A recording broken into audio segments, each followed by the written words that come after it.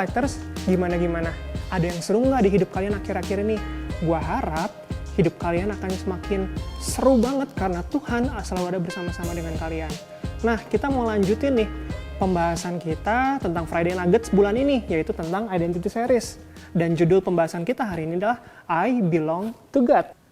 Kalau gue boleh tanya nih, menurut kalian, enak nggak sih kalau misalkan kita ngejalanin hidup sendiri? Nggak dikenal, nggak dimengerti, nggak dihargai, nggak didengar, bahkan nggak dicintai. Gue yakin kalian semua pasti jawabannya pasti nggak enak, ya nggak sih? Nah, apalagi anak muda kayak kalian udah mulai dewasa, pasti pengen banget pendapatnya didengar dan keinginannya dimengerti oleh orang lain, apalagi orang-orang terdekat kalian. Intinya, semua manusia pasti ingin dikenal dan dicintai, diterima orang. Tapi sayangnya, terkadang kita nggak dapat itu semua, bahkan dari orang-orang terdekat kita. Entah itu orang tua yang mungkin nggak mengerti apa maunya kita, atau juga mungkin pendapat kita nggak dihargai, mungkin sahabat-sahabat kita yang nggak punya empati sama masalah-masalah kita, bahkan mungkin pacar yang nggak bisa terima kelemahan kita. Kabar baiknya hari ini adalah kita adalah ciptaannya Tuhan. Dia yang ciptakan kita, dia juga yang korbankan dirinya sendiri buat keselamatan kita, dan dia juga yang berjuang mati-matian untuk memenangkan kita supaya kita bertobat dan menerima keselamatannya. Artinya, dia pasti kenal siapa kita. Dia tahu latar belakang kita, dia tahu kepribadian kita, dia tahu sifat-sifat kita, dia tahu kebiasaan-kebiasaan kita. Dia tahu waktu kita berdoa sebelum tidur, kita ketiduran, dia tahu. Hal pertama yang kita lakukan waktu kita bangun tidur adalah buka handphone, dia pun tahu. Dia pasti mengerti dan dia tahu apa keinginan kita. Fun fact-nya guys, ketika Tuhan menciptakan kita, Tuhan tuh kayak seniman. Dia cari inspirasi, ketika dia udah dapatkan inspirasi, diciptakanlah kita yang sesuai dengan rencananya. Jadi, kita lahir bukan dari Kinder Joy. Kita bukan lahir dari Kinder Joy yang random, nggak tahu kayak apa jadinya, dan nggak tahu dapat keluarga yang kayak apa. Kita tuh diciptakan sesuai dengan rencananya, spesifik, baik, dan cantik. Nah, karena kita miliknya Tuhan, maka dia so desperate ingin bangun hubungan dengan kita. Lah kok bisa sih, kenapa Tuhan pengen desperate banget, pengen bangun hubungan sama kita? Kenapa? Nah, guys, hari ini kita mau bahas 3 alasan kenapa sih Tuhan desperate banget ingin bangun hubungan dengan kita. Apa yang dia lihat dari kita? Nah, poin yang pertama nih. Karena di dalam Kristus, Tuhan melihat kita sebagai anaknya. Gue yakin sebagian besar dari kalian yang dilahirkan dari keluarga Kristen atau yang sudah Kristen dari kecil, pasti udah dididik bahwa kita tuh anak-anak Allah. Tapi tahu nggak guys bahwa untuk menjadi anak Allah, untuk mendapatkan status sebagai anak Allah, itu bukan didapatkan karena kita lahir di keluarga Kristen atau kita sudah Kristen dari kecil. Tapi keistimewaan tersebut didapatkan ketika kita dengan keputusan pribadi memutuskan untuk gue mau terima Yesus, gue mau percaya sama Yesus, gue mau mempercayakan hidup gue buat Yesus. Dan disitulah kita mendapatkan status sebagai anak Allah. Kita coba buka ayat Alkitabnya ya. Di Yohanes 1 ayat yang ke-12. Tetapi semua orang yang menerimanya diberinya kuasa supaya menjadi anak-anak Allah, yaitu mereka yang percaya dalam namanya. Di sini apa yang dikatakan? Tetapi semua orang yang menerima nama Yesus, percaya dalam nama Yesus, diberi kuasa untuk menjadi anak-anak Allah. Kita coba buka ayat Alkitab yang lain ya. Di Galatia 3 ayat 26 sampai 27. Sebab kamu semua adalah anak-anak Allah karena iman di dalam Yesus Kristus. Karena kamu semua yang dibaptis dalam Kristus telah mengenakan Kristus.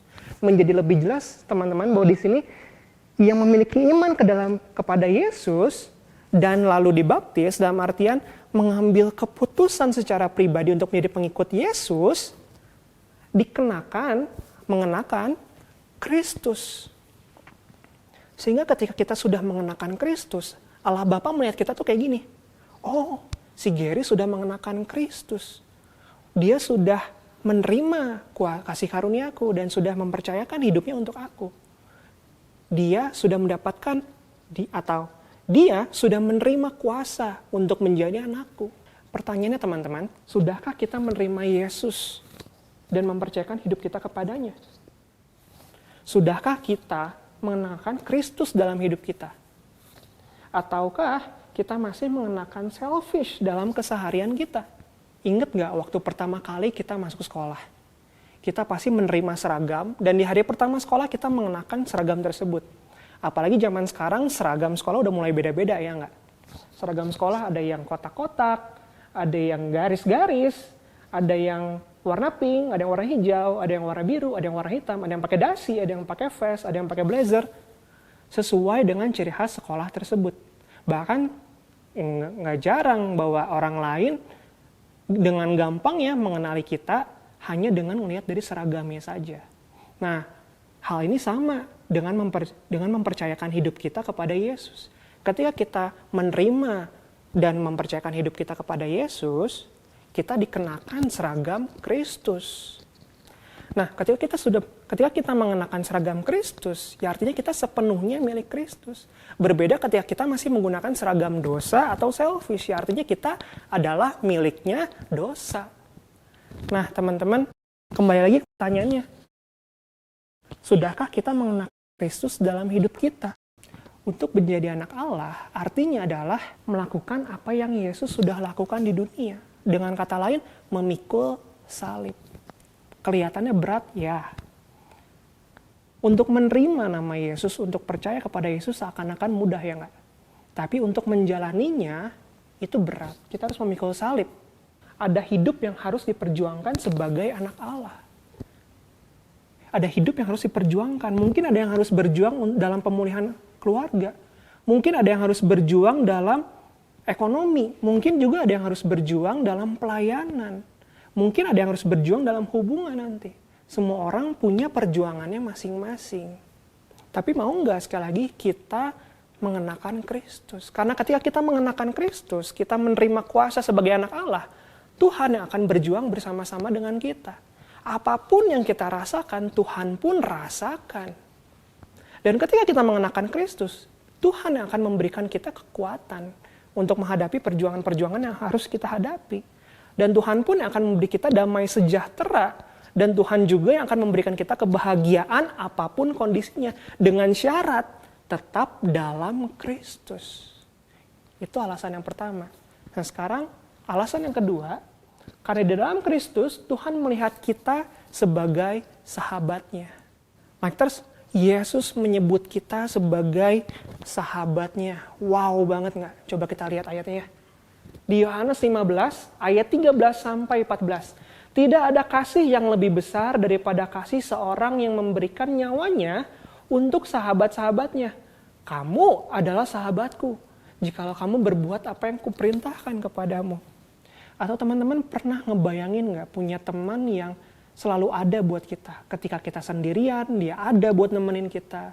Ketika kita butuh teman curhat, dia ada mendengarkan kita. Dia ngerti perasaan kita. Dia mau berempati sama masalah-masalah kita. That's Jesus. Itu Yesus yang mengorbankan dirinya supaya kita bisa menjadi sahabatnya. Kamu adalah sahabatku jikalau kamu berbuat apa yang perintahkan kepadamu. Lah, kok jadi bersyarat? Bukan bersyarat, teman-teman, tapi trust. Coba kita ganti nada bicaranya ya. Kamu adalah sahabatku. Kalau kamu mau selamat, kalau kamu mau merasakan kasih karuniaku, kalau kamu mau menerima damai sejahtera, kalau kamu mau menang, berbuat apa yang kuperintahkan kepadamu. Karena itu jalan satu-satunya. Nggak ada jalan lain. Nah, beda kan? Bukan kayak, kalau lu mau jadi teman gue, lo harus ikutin perintah gue. Nggak kayak gitu kan, Tuhan Yesus.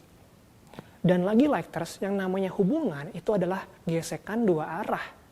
Semakin sering kita bergesekan, semakin dalam hubungan yang kita bina. Efeknya apa sih memiliki hubungan yang dalam dengan Tuhan? Aku tidak menyebut kamu lagi hamba, sebab hamba tidak tahu apa yang diperbuat oleh tuannya. Tetapi aku menyebut kamu sahabat, karena aku telah memberitahukan kepada kamu segala sesuatu yang telah kudengar dari Bapakku. Sebel nggak sih kalau misalkan kita punya teman tapi kita nggak pernah tahu masalah dia apa yang dia pergumulkan. Kita nggak tahu bahkan latar belakangnya kayak apa. Pasti sebel banget nggak sih? Ngeselin banget nggak sih? Tapi Tuhan Yesus sendiri di sini bilang, gue mau berbagi nih sama lu nih. Gue mau berbagi sama lu. Apa yang gue dengar dari Bapa, mau gue sharingin sama lu. Apapun yang gue dengar tentang lu, tentang masa depan lu, tentang apa yang lu lagi alami sekarang, gue mau sharingin ini sama lu. Asik nggak sih punya teman kayak gitu? Pasti asik. So like karena gue yakin nih, kalian udah di dalam Kristus, yuk kita perlakukan Tuhan Yesus sama seperti sahabat kita. Kita bergaul dengannya. Kita katakan setiap hari, good morning Tuhan, ketika kita baru bangun tidur. Atau enggak, good night God, ketika kita mau tidur. Perlakukan Tuhan layaknya sahabat kita sendiri. Yuk yang masih bolong-bolong baca firman. Tahu nggak, kalau gue boleh rangkum nih, firman isinya kayak gini nih. Hey, I am God and I love you so much. Keren nggak? Kalau lu mau dimengerti, baca Bible. Jangan mengharapkan suara dari langit. Karena kalau ada suara dari langit itu jatuhnya ngeri. Bukannya lu dimengerti, bukannya lu disayangi sama Tuhan, tapi jatuhnya ya lu ngeri, lu lari aja kalau dengar suara kayak gitu. So, banyak bergaul sama Tuhan, guys. Banyak bergaul. Berdoa nih. Berdoa jangan kayak AI yang udah diprogram. Kalau lu berdoa kayak robot, coba lu rekam deh.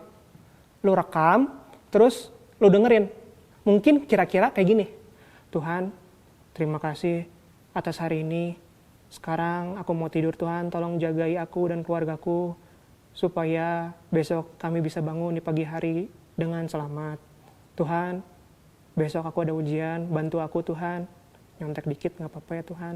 Terima kasih Tuhan, amin. Kalau lu denger temen lu ngomong kayak gitu ke lu, pasti ini yang dalam pikiran lu, kenapa ini anak? Dingin amat. He loves you so much. So please be nice and open your heart. Gua yakin Tuhan Yesus adalah sahabat yang kalian butuhkan. So, baik lagi, perlakukan Tuhan Yesus selayaknya dia adalah sahabat kalian. Itu alasan yang kedua. Dan alasan yang ketiga adalah dalam Kristus, Tuhan melihat kita sebagai mempelainya. Oke, pertama kali gue dengar ini, gue geli. Karena gue cowok, dan gue memandang Tuhan juga sebagai cowok, yaitu Bapa. Dan Tuhan Yesus pun datang ke dunia juga cowok. Oke, sebelum kalian ikutan geli juga, mending kita baca menurut Alkitab apa sih mempelai. Di Efesus 5 ayat 25-27. Hai suami, kasihilah istrimu, sebagaimana Kristus telah mengasihi jemaat, dan telah menyerahkan dirinya baginya, untuk menguduskannya, sesudah ia menyucikannya dengan memandikannya dengan air dan firman, supaya dengan demikian ia menempatkan jemaat di hadapan dirinya dengan cemerlang, tanpa cacat atau kerut atau yang serupa itu, tetapi supaya jemaat kudus dan tidak bercela.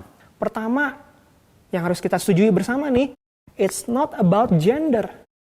It's not about gender, tapi ngomongin karena sebagaimana Kristus telah mengasihi jemaat. Artinya, Kristus mengasihi kita semua. Kristus mengasihi gua. Kristus mengasihi lu cewek-cewek. Kristus juga mengasihi lu cowok-cowok. Jadi mempelai di sini bukan tentang gender, tapi tentang posisi yang teramat spesial. Yang berbeda dari ciptaan yang lain, posisi yang teramat dikasihi, dicintai. Jemaat kita semua menjadi kekasihnya. Bukan satu orang, tapi kita semua bersama-sama. Lalu apalagi yang Tuhan lakukan? Menguduskannya. Yang artinya to make holy, to regard as special, to sanctify, to dedicate, separate. Yang artinya gini, dipisahkan, dibuat suci. Kalian pasti ngerti ya, kalau misalkan ada benda yang dibikin suci, yang dibuat suci, dianggap suci, kita pasti nggak bisa sembarangan sama benda tersebut. Nah sekarang kita yang dibuat suci. Supaya apa sih kita dibuat suci? Supaya kita bisa ditempatkan sepadan dengan Yesus. Mempelai prianya. Kita jemaat adalah mempelai wanitanya. Teman-teman pernah nggak suka banget sama suatu benda. Misalkan sepatu nih, atau enggak jam tangan yang cowok-cowok, atau enggak udah mulai gede kan, otomotif, motor, modif mobil. Nah, gue suka banget sama Gundam sampai gue memperlakukan Gundam berbeda dari benda-benda lain yang gue punya. Kalau ada Gundam baru di rumah, gue pasti rakit Gundamnya hati-hati banget. Jangan sampai ada yang patah. Terus gue cat pelan-pelan, gue kasih detail. Habis itu gue weathering supaya teksturnya kelihatan kayak besi, bukan kayak mainan plastik. Dan sampai kalau ada orang yang ngedeketin Gundam gue, pasti gue pelototin. Termasuk keponakan gue yang masih balita. Kalau misalkan ada keponakan gue yang masih balita, dia nyamperin rak Gundam gue, pasti langsung dari jauh pun udah gue bilang, no touch. Nah, seperti itulah kita buat Yesus. Bahkan lebih. Buat Tuhan, kita tuh lebih daripada itu. Kita lebih daripada hobi gitu. Kita lebih spesial daripada itu buat Tuhan. Tapi bukan berarti karena kita spesial, hidup kita jadi lebih mudah. No. Bahkan Tuhan Yesus datang ke dunia pun ya menderita. Cuman gini, apa sih yang spesial? Yang spesial adalah posisi kita di hatinya Tuhan. Yang spesial adalah posisi kita di hatinya Tuhan. Karena Tuhan melihat kita tuh sebagai anaknya. Tuhan melihat kita tuh sebagai sahabatnya. Dan Tuhan melihat kita sebagai kekasihnya. Karena itulah tempat kita spesial di hatinya Tuhan. Dan karena itulah juga kenapa dia desperate banget ingin bangun hubungan dengan kita. Efesus 5 ayat 26. Untuk menguduskannya sesudah ia menyucikannya dengan memandikannya dengan air dan firman. Sekali lagi gue tekankan, penting banget buat kita mempelajari firman Tuhan. Merenungkan firman Tuhan, apalagi mempraktekkan firman Tuhan. Karena dari firman itulah hati kita dibasuh sama Yesus. Dan karena kita dibasuh sama Tuhan, kita bisa mengenakan Kristus. Kita tetap di dalam Kristus. Kita tetap mendengar kerajaan sorga langsung dari mulut Kristus. Kita ditempatkan di tempat yang spesial, sepadan dengan Yesus. Lighters, coba renungkan lagi deh. Dengan kejujuran hati, sebelum mendengar firman ini, menurut lu, siapa sih lu? Mungkin ada sebagian yang bilang, gua tuh losers, karena banyak banget orang yang nyakitin gua. Atau mungkin, sebagian dari kalian ada yang bilang, gua tuh penyendiri, karena nggak ada yang ngertiin gua, nggak ada yang mau nerima gua. Atau mungkin sebagian lagi ada yang bilang, gua tuh korban, karena Tuhan nggak sayang sama gua. Karena hidup gue berantakan. Gue gak pernah bahagia di dunia ini. Selalu ada masalah yang datang bertubi-tubi. Hey guys, tahu nggak? Itu yang dunia mau kita lihat dari diri kita. Tapi sekarang kabar baiknya adalah, coba ambil cermin, berkaca, dan bilang gini, I belong to God. Gua yang sebenarnya adalah yang Tuhan katakan. Karena Tuhan kenal gua jauh sebelum gua bisa mengenal diri sendiri. Dan Tuhan berkata, gua anaknya. Gua kekasihnya. Gua spesial. So lighters, kembali lagi ke pertanyaannya, sudahkah kita menerima dan mempercayai? So lighters, kembali lagi ke pertanyaannya, sudahkah kita menerima dan mempercayakan hidup kita kepada Kristus? Kalau misalkan belum, Tuhan sedang menunggu kalian buat mengambil keputusan tersebut. And I can say that, gak ada lagi di dunia ini manusia atau apapun yang ingin bangun hubungan dengan kita sedesperate Tuhan. God always be with you. Amen.